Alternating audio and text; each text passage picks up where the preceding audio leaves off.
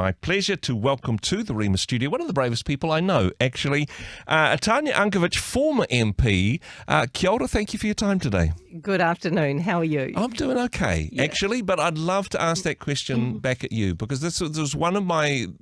going back less than a week ago, when I heard the news, I was live on air at the time when the official announcement went out. And I thought, oh gosh, I hope Tanya's okay.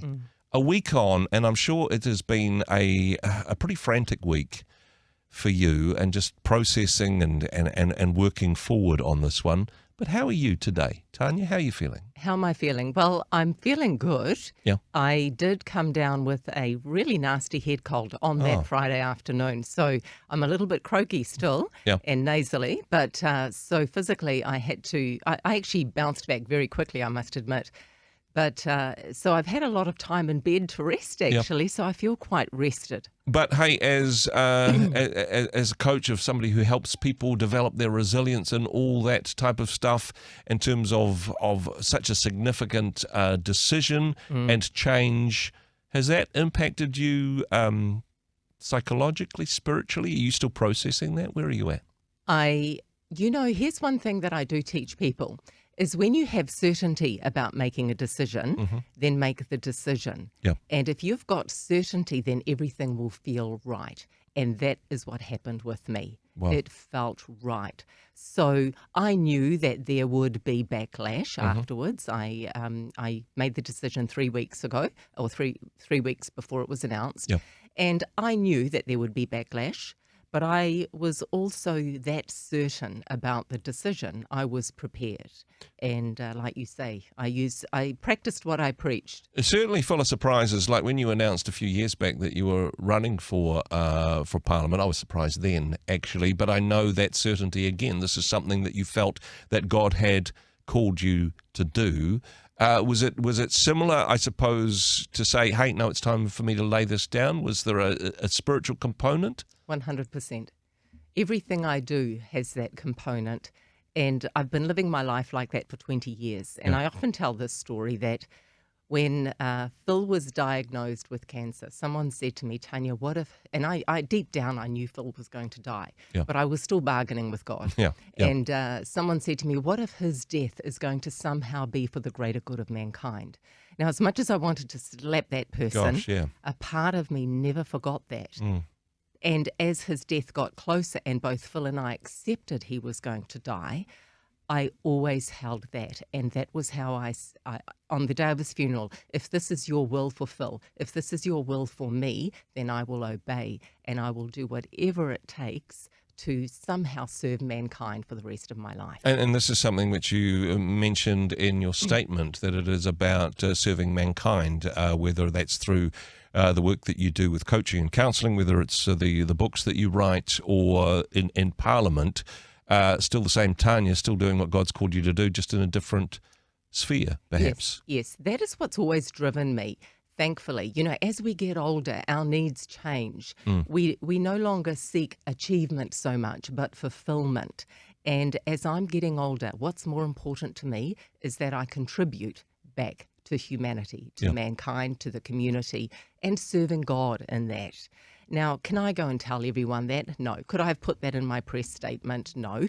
But can I easily say that to you? Yes, I can. And that is what has always driven me.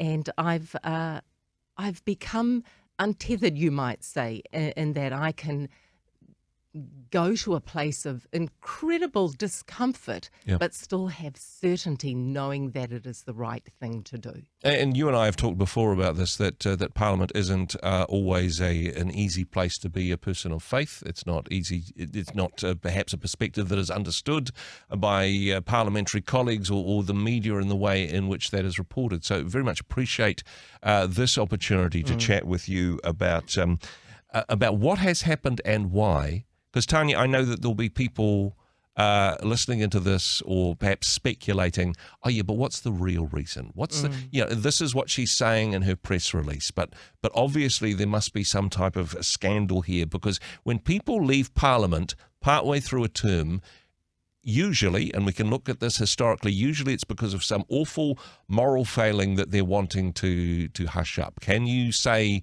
today that this is not the case, and there's no more to see here, as it were. This is not the reason behind your decision? Yeah, there's no scandal. I've heard some crazy stories being written online. No, I don't have big, hefty government contracts to go to. I haven't got a paycheck next week. I will completely trust. So there's no great scandal here. My press release were my words. Behind that press release is my deep desire to serve. And when I got into Parliament, I said, okay, actually, as I was getting into Parliament, if you want me there, God, you'll put me there. Yeah. And it was 7-8, remember, on the night, and I Yeah. didn't think I was going to get in. And my prayer every day, every week, has been, now show me how, show me why.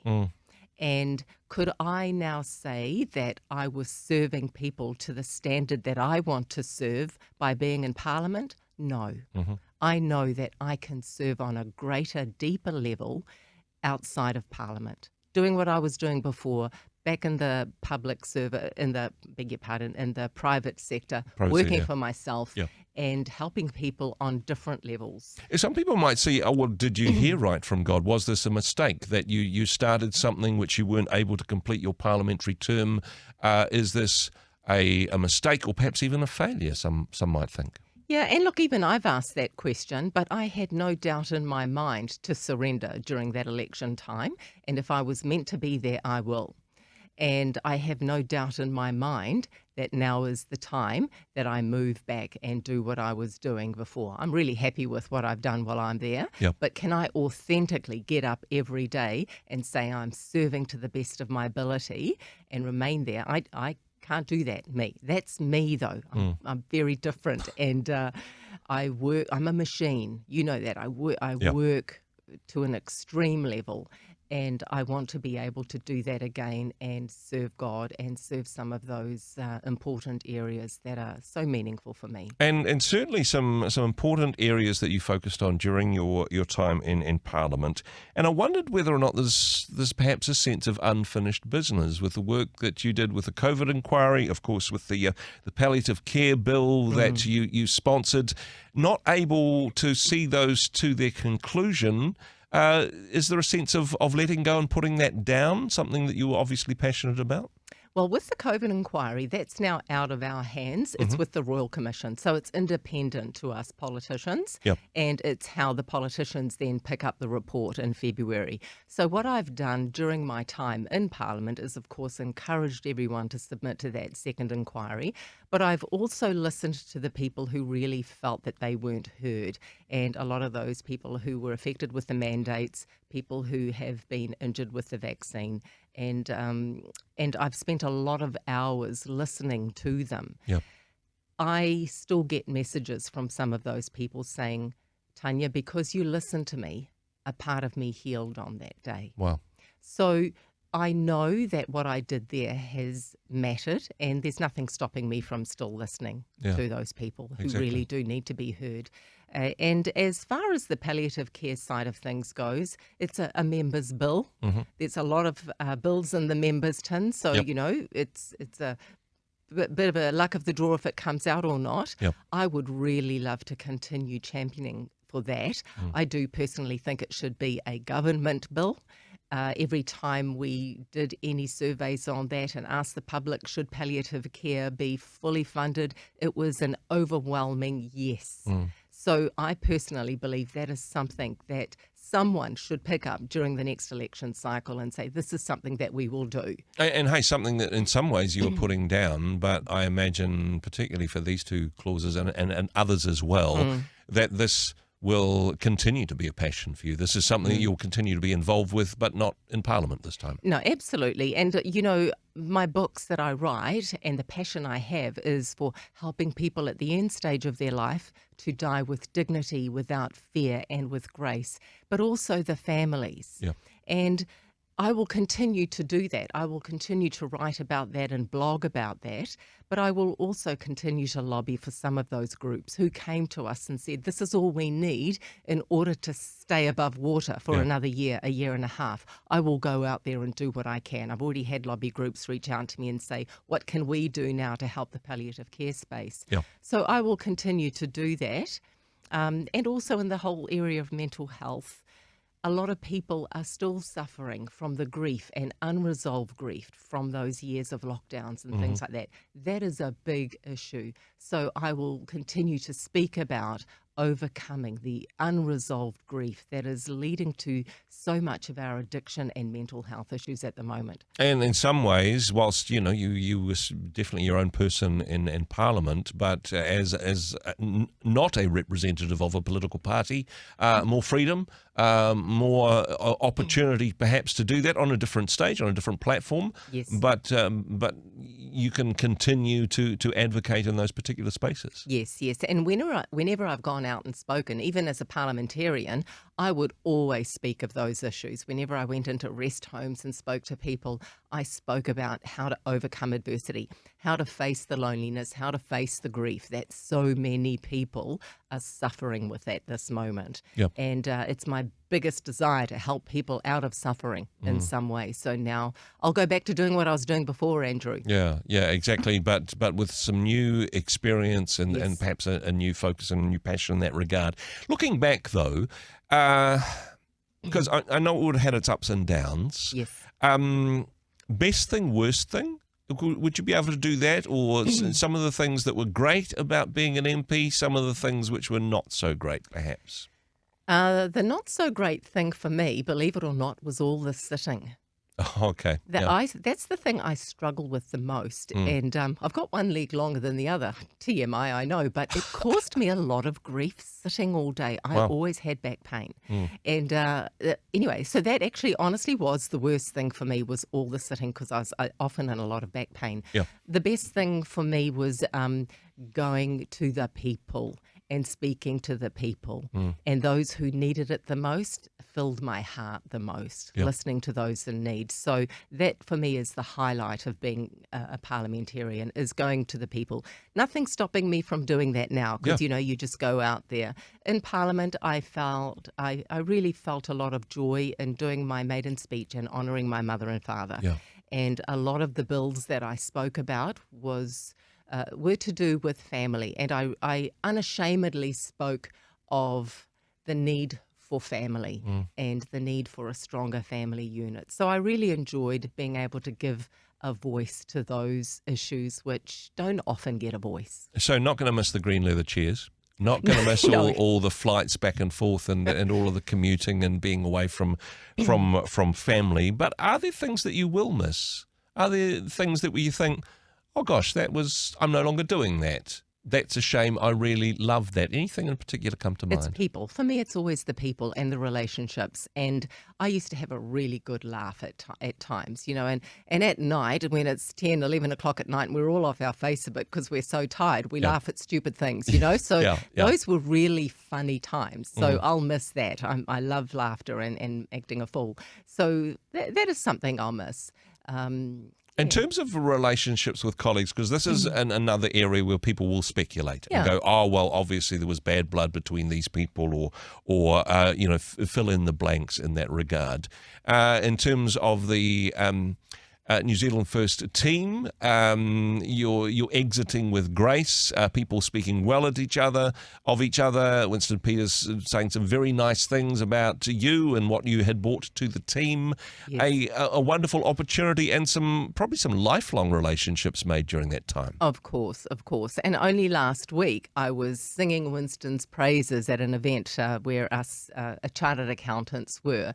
He is someone who I have immense respect for. He's given decades of his life to public service, and he can show up with not a lot of sleep because he's flown in from somewhere, and he still shows up. And in fact, whenever I was tired, if ever I felt tired, I would think of Winston, and that would snap me out of it. So a lot of respect for Winston. Yeah, and hey, again, I suppose political commentators are looking for the dirt. They're looking for the backstabbing that is so often seen in Parliament. They're looking for that type of story, but that's not you, Tanya. No, it's not me. No matter what, we always have to be good to one another. I've always spread that message, so nothing's going to change. And like you say, there'll be lifelong friendships there. So, is there a cost to serving in politics? Perhaps a bigger cost than you realised when you went in? Is it perhaps more challenging at a personal level than you expected?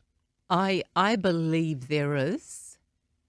And for me, it was, like I said, probably those days where I felt physically sore, Yeah. actually, and on days when you don't have a lot of sleep and you're not eating that well. But I always thought of, who am I here for? And I would reflect on some of the people who shared with me their very painful stories. And then I go, that's right, that's why I'm here. I'm representing them. Look, it's not easy being away from family, and Yeah. I've only got a cat and a husband. Boy, it must be hard for people who have families at home, you Yeah. know. So we got into a routine, and it was fine, and I kept myself well and healthy. But it could be tough on your body if you don't take care of yourself, for Yeah. sure.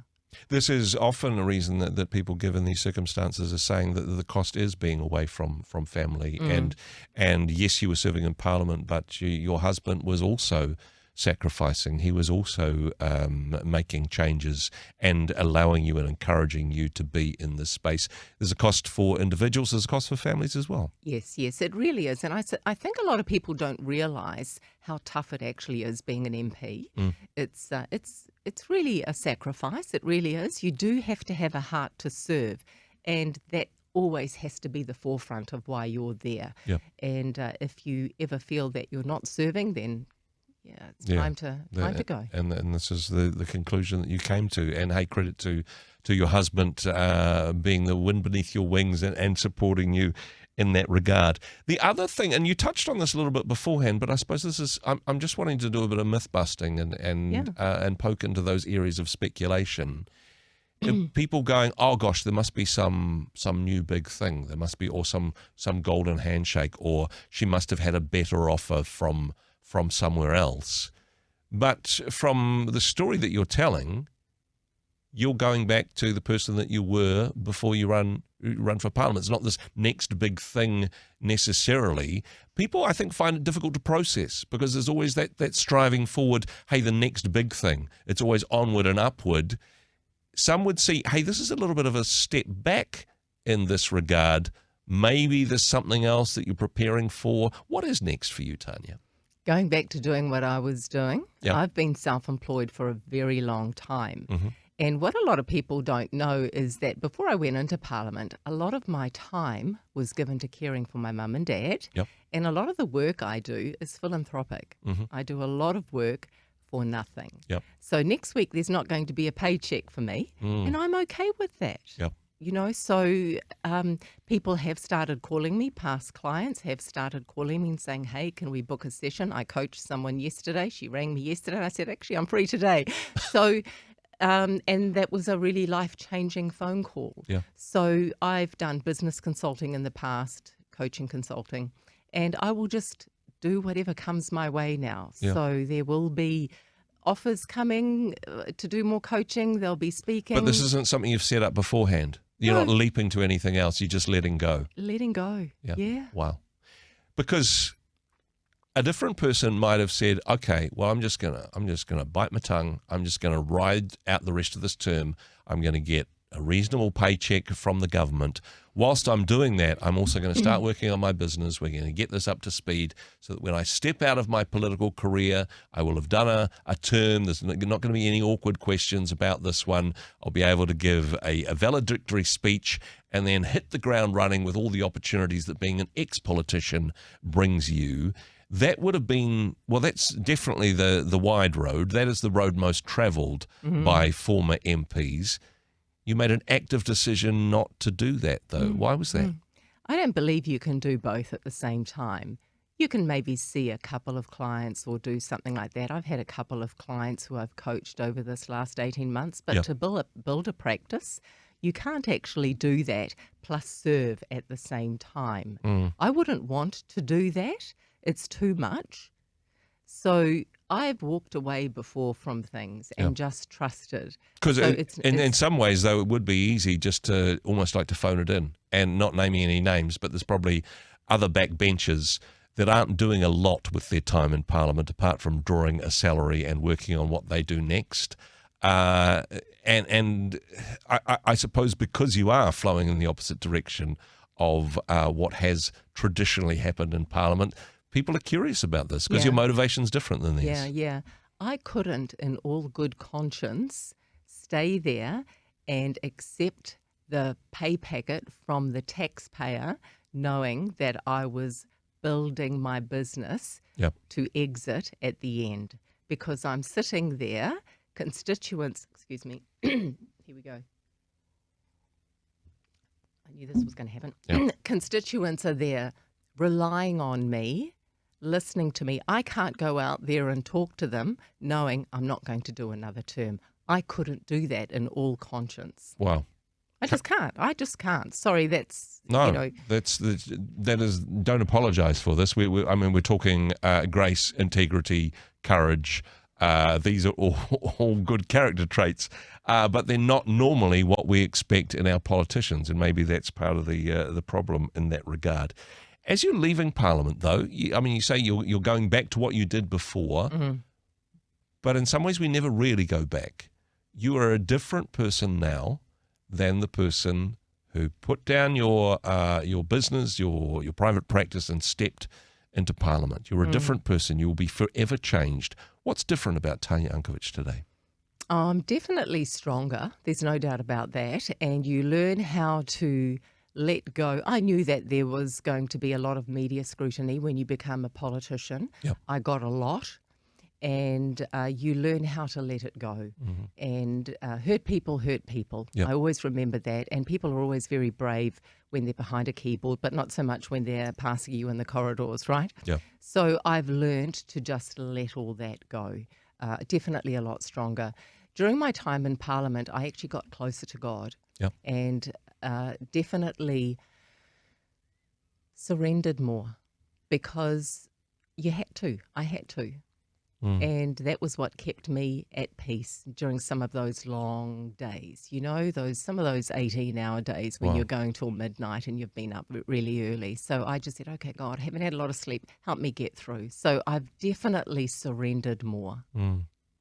Wonderful to hear. Now, I know that actually, almost ironically, you were supposed to be in the US this week for the a podcast and a relaunch of your book that in some ways started all of this journey. Now, you're the author of many books. Other former politicians, perhaps even former prime ministers, have written books about their experiences, tell-all memoirs, and they've done the circuit of the chat shows and all that sort of thing. Is this a book, do you think? Is this, or at least a chapter in a book? Will we find out the details of what really happened in your memoir, available in all good bookstores? What do you think, Tanya? In a future book? In a future book, no. It's everything that I've just told you now. Maybe I could put that back in writing again.